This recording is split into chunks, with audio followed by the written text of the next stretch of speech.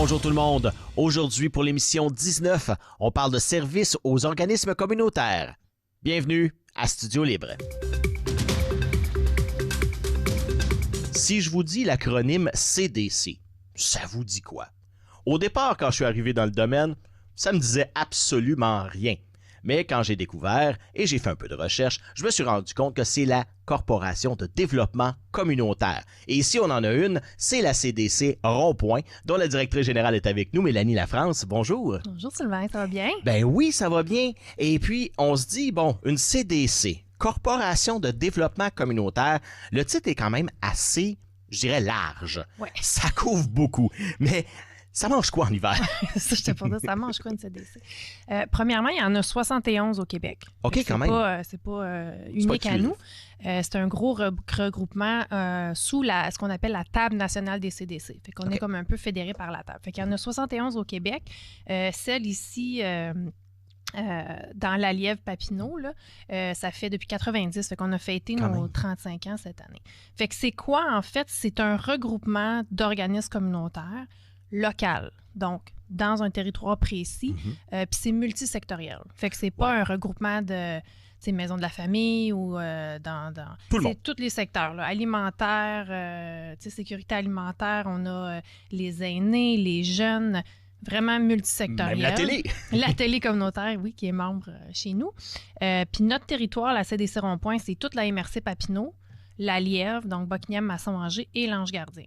C'est un très grand territoire, mais il y a quand même autant de différences que de similitudes aussi. Puis il y a le territoire vécu qu'on appelle, qui est Buckingham, Masson-Angers, mais que les gens qui habitent à l'Ange Gardien, ben, leurs services, ils viennent les chercher. Fait que c'est un peu complexe, mais bon, ça fait quand même longtemps que c'est comme ça.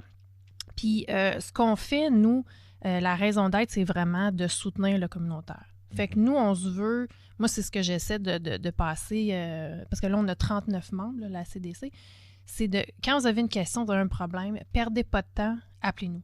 Parce que nous, c'est ça qu'on veut faire, c'est soutenir les organismes communautaires sur le terrain à travers différents services, mais vraiment basés sur leurs besoins à eux. Fait qu'au lieu qu'eux autres perdent leur temps à faire des recherches de financement ou il y a une nouvelle loi, bon, qu'est-ce que ça veut dire, là, la loi 25 chez nous? Bien, appelle la CDC, nous, on va faire les recherches pour qu'eux autres puissent se concentrer sur leur mission première qui est d'aider là, la communauté. Fait que nos clients à nous, c'est les organismes communautaires.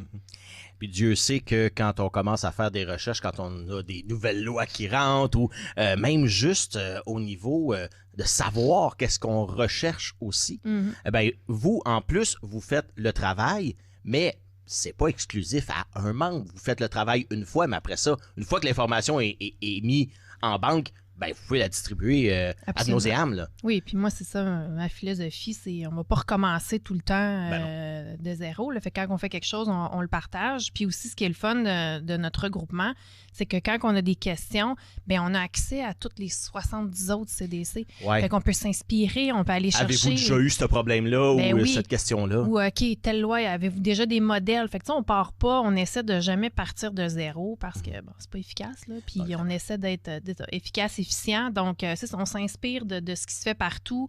On prend des bribes, on les ajuste, mais c'est ça. Fait qu'on peut faire des modèles, des outils.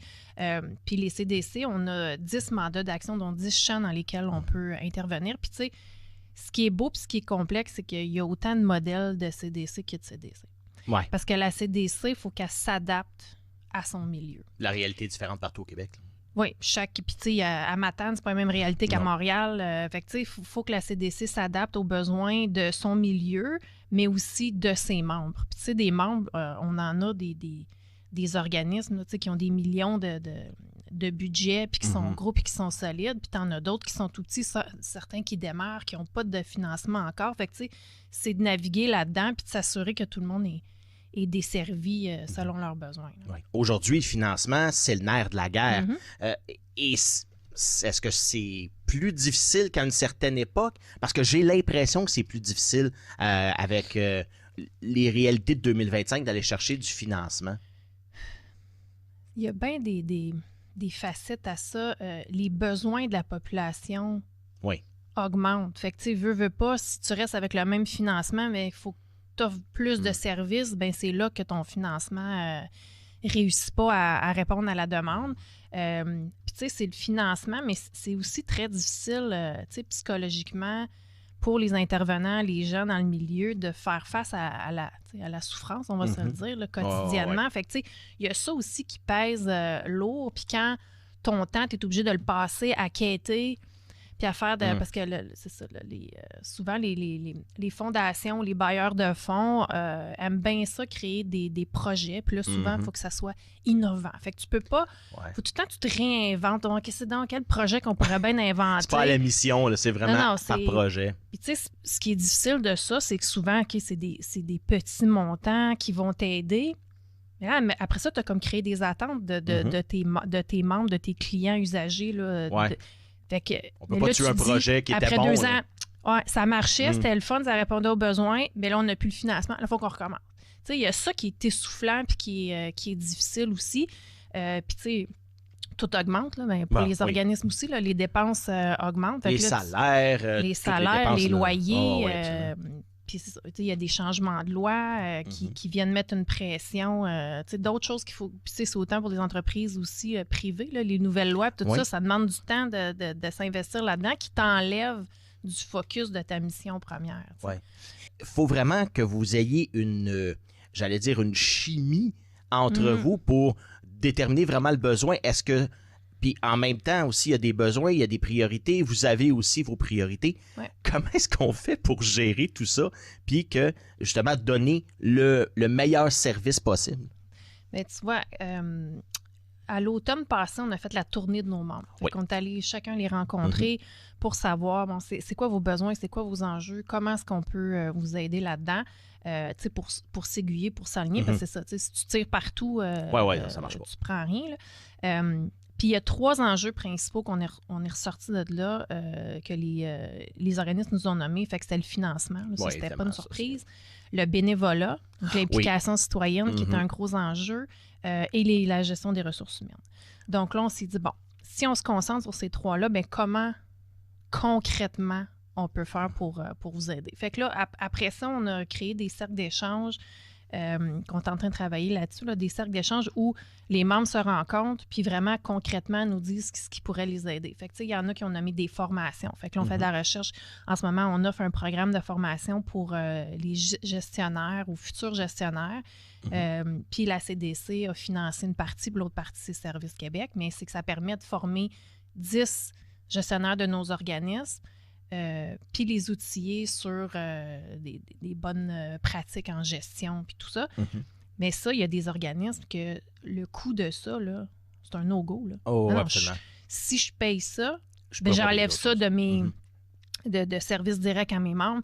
Fait que ça enlève une certaine pression. Fait que il y a les formations, il y a des outils, des gabarits aussi qu'on essaie de travailler quand il y a des nouvelles lois, justement, là, ou des...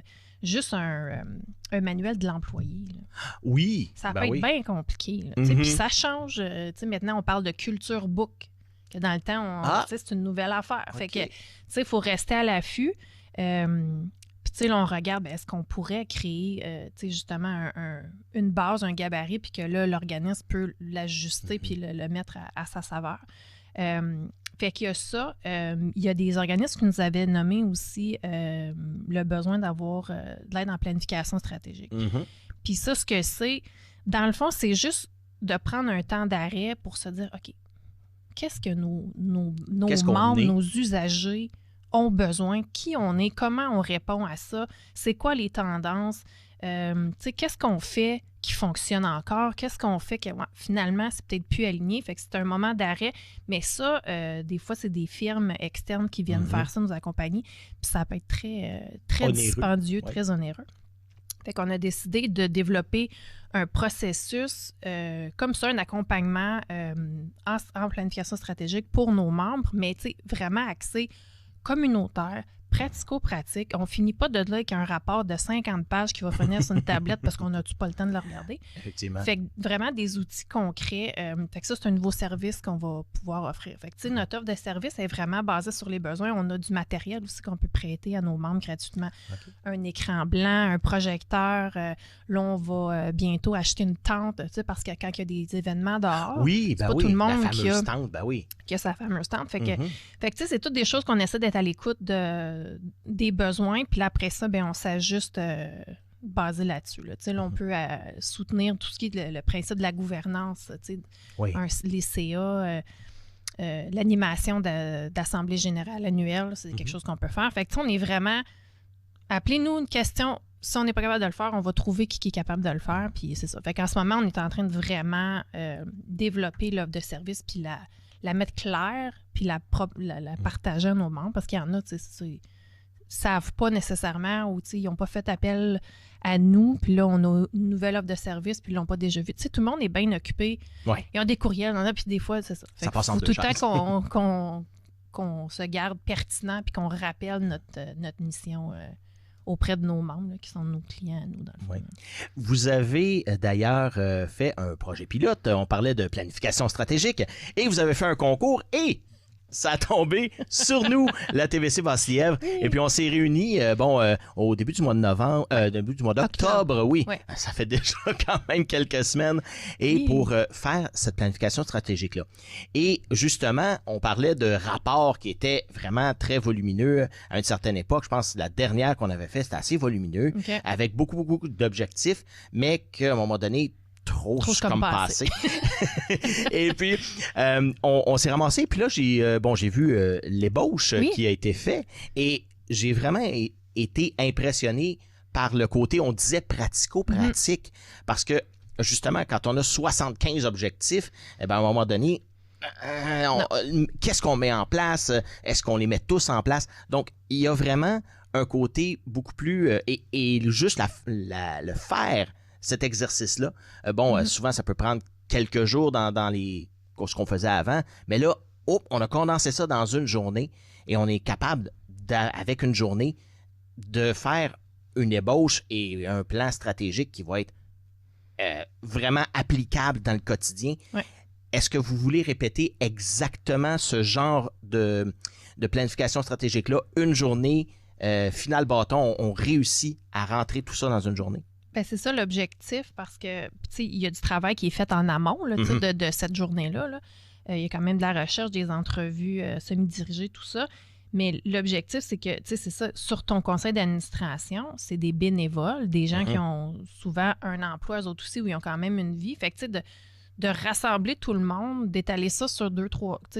On essaie que ça soit concis, précis cette journée-là. Fait qu'il y a le travail en amont de préparation qui est important pour que, justement, cette journée-là soit productive, mais tu sais que ça se fait dans le plaisir, la légèreté quand même. On a quand même des objectifs de qu'est-ce qu'on veut qui ressortent de là, mais que c'est droit au but, on sait où on s'en va, puis on finit de là, que c'est clair pour tout le monde. Parce que c'est ça l'important, c'est que tout le monde parte de là avec le même sentiment de ce qui est prioritaire à mettre en place. D'être sur la même longueur d'onde. La même longueur d'onde. Puis, tu sais, l'idée d'avoir 2-3 objectifs stratégiques, c'est que souvent, ça, c'est des nouvelles choses qu'on veut mettre en place ou des changements.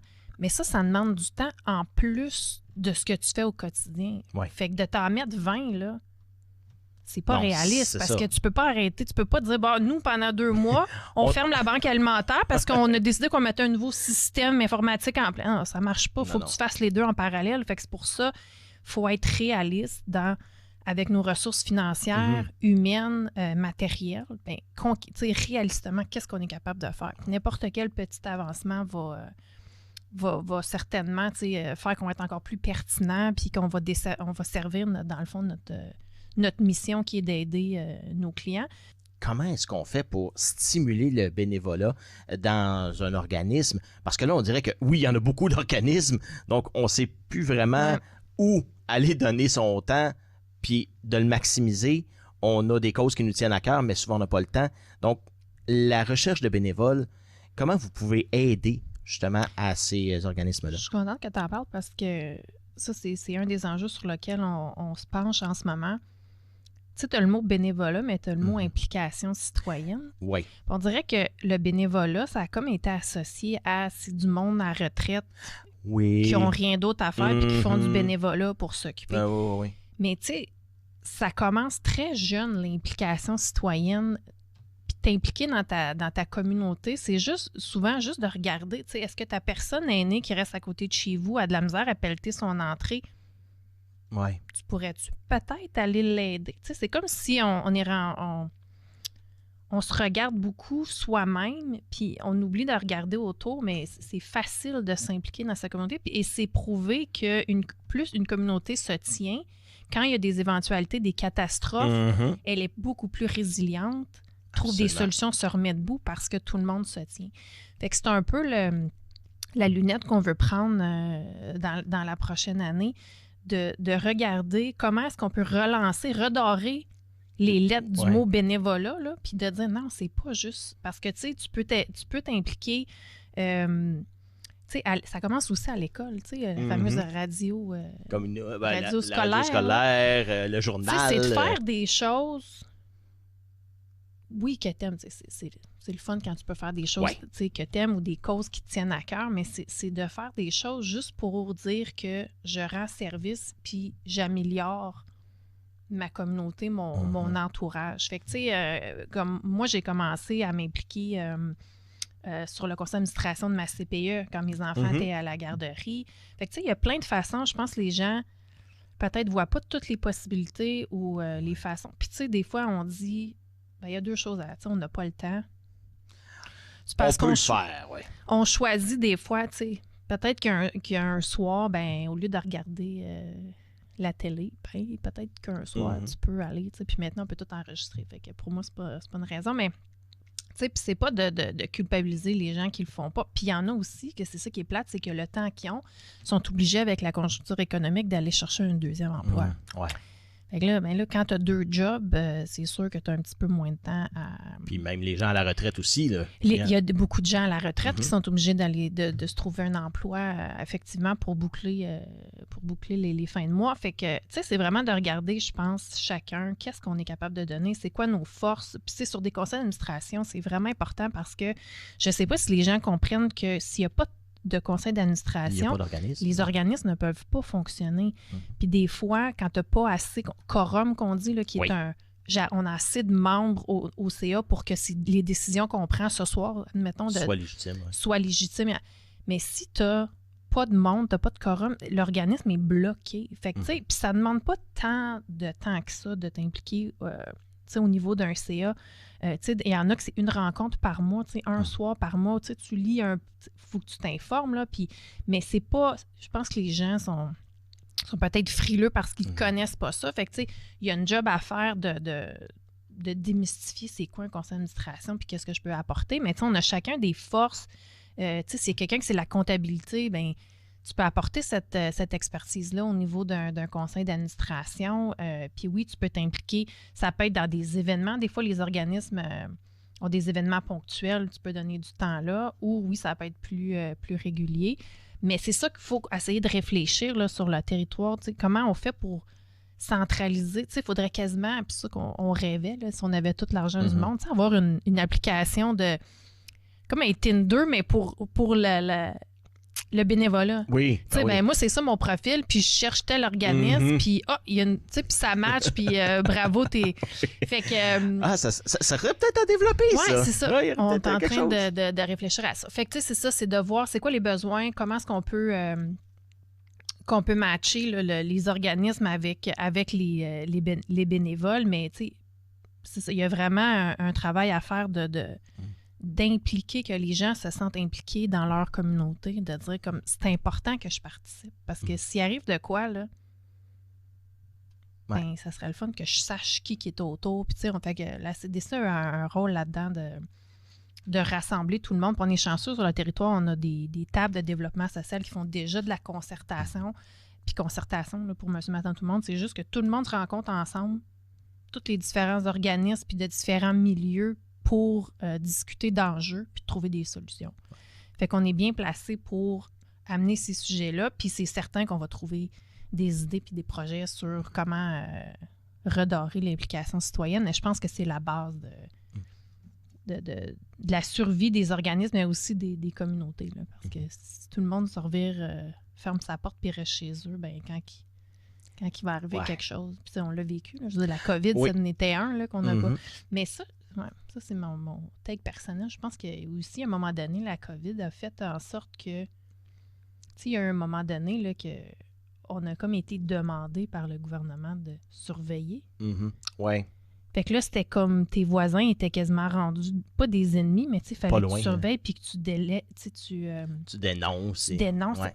Fait que ça, je sais pas si on vit encore... Les contre-coups de ça. Oui, puis qu'on n'est peut-être pas sorti de ça ou qu'on... Fait qu'il y a comme ce shaker puis de sortir de ce marasme-là puis de revenir à comme, non, mon voisin, là, c'est une personne comme moi, puis comme ça serait le fun qu'on soit ensemble. Je dis pas d'aller prendre un café à tous les matins, là, mais c'est ça. Je pense que la base de ce que l'Église faisait avant, là, de rassembler tout le monde, c'est un peu ça qu'il faut qu'il revienne, je pense.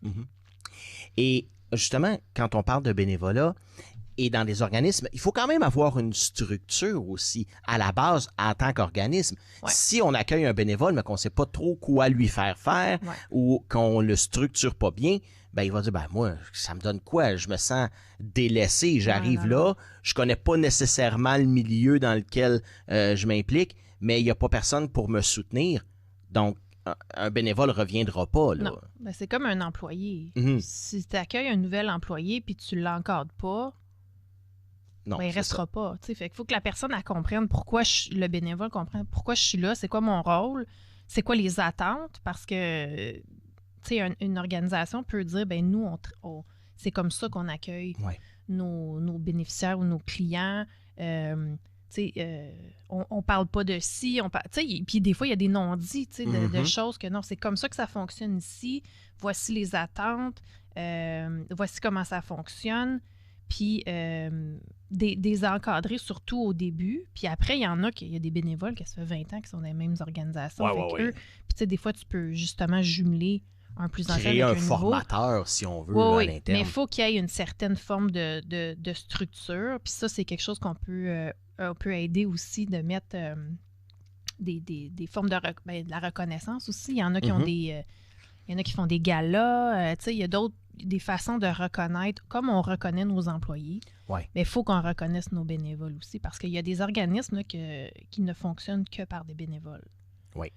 Fait que s'ils n'ont pas de bénévoles, l'organisme tombe. Fait que c'est très important. Fait que c'est ça. Oui, il faut avoir absolument une certaine structure. Puis une structure, c'est pas rigide, là. C'est juste des balises, puis un encadrement pour dire, voici où ce que tu t'en vas, puis c'est ça. Là, il faut vraiment faire un effort pour aller connaître son bénévole aussi, connaître qui il est, qu'est-ce qu'il attend aussi. Oui. Mais pour ça, on dit, ça prend une structure. Là. Comment est-ce qu'on peut établir cette structure-là pour que ce soit pas trop lourd?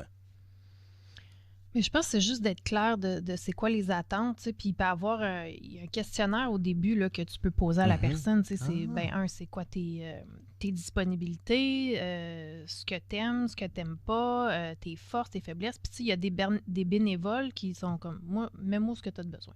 Ça, c'est les meilleurs. Oui, on les veut, ceux-là. Mets-moi ce que tu veux selon tes besoins, puis je vais m'arranger avec ça. Mais c'est pas tout le monde qui est comme ça, là, mais puis je pense que le bénévole peut aussi, ou a le devoir de nommer. Oui, ce qu'il veut. Moi, là, je sais pas, en avant des gens, là, je suis pas à l'aise. C'est pas tout le monde, là, que, il y a des bénéficiaires qui rentrent puis qui sont à l'aise.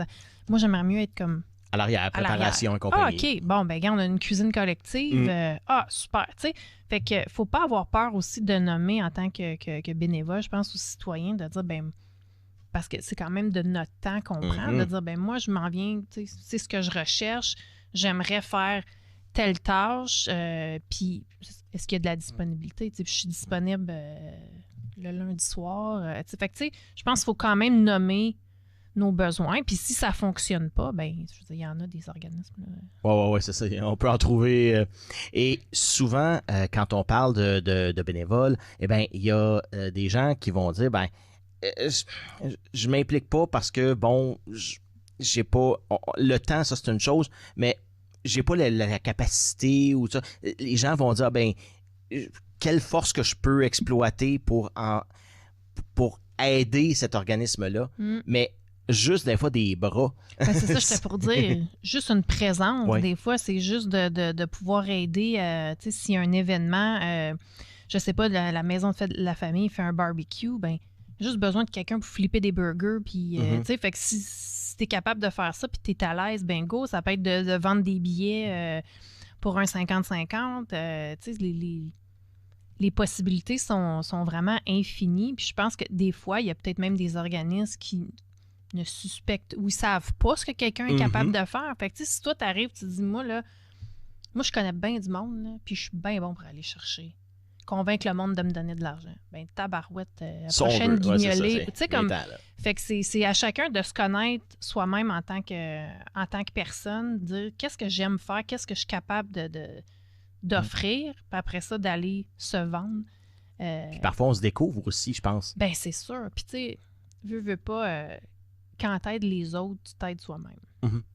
Fait que tu sais, dans une ère où des fois, tu sais, avec tout ce qui se passe, ça peut être comme un peu déprimant, puis on se demande, coudonc, où est-ce que ça s'en va, ben des fois, de focusser puis de savoir qu'on aide des gens qui sont plus dans le besoin que nous, ben ça nous aide soi-même. Là, ça donne le sentiment, moins un sentiment d'impuissance parce que tu sens que tu fais quelque chose puis que tu fais une différence. C'est juste pour le moral, moi, je pense que effectivement. Bon.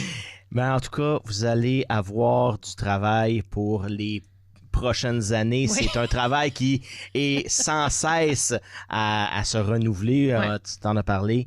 Eh bien, merci beaucoup. Et pour paraphraser Carole, le fameux personnage de Sylvie Tourigny, vous avez un problème, j'ai une solution.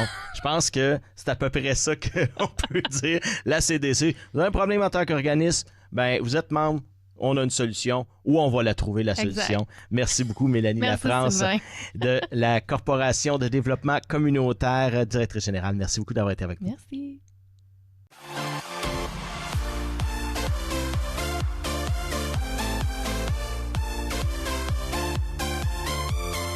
TVC Basse-Lièvre, la télé qui nous rassemble.